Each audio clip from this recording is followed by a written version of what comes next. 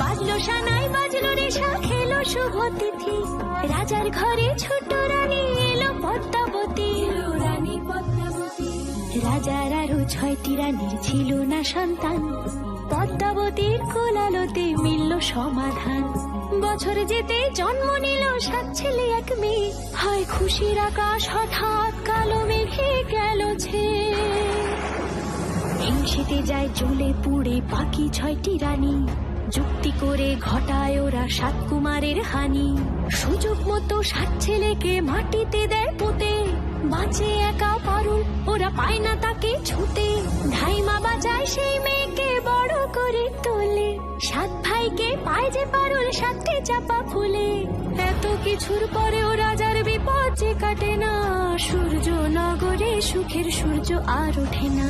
হিংসা বিবাদ বিচ্ছেদ আর প্রেমের কাহিনীতে পারুল বোন কি পারবে 7 ভাই চম্পা